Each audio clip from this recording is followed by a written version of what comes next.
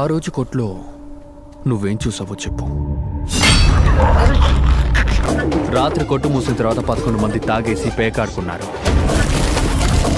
తాగారు, పేకాడారు. ఉదయం 4 వరకు 2 తలుపుల ద్వారా ఏ ఒక్కరు రాలేదు. అలా వచ్చున్నారంటే వర్షం వల్ల కాలు గుర్తులు పడదు. బాబు ఆత్మహత్య చేసుకున్నట్టు అనిపించట్లేదు. ఇదొక హత్య. కొట్లోని అలా పురేసుకున్నారంటే ఖచ్చితంగా మీలో ఎవరో ఒకరే అతన్ని అలా చంపుంటారు. కానీ ఇప్పుడెందుకు బాబు ఊరేసుకున్నాడు? చుట్టూన్నప్పుడు జరిగిన మర్డర్ని వాడు సూసైడ్గా మార్చాలనుకోవడం లేదు.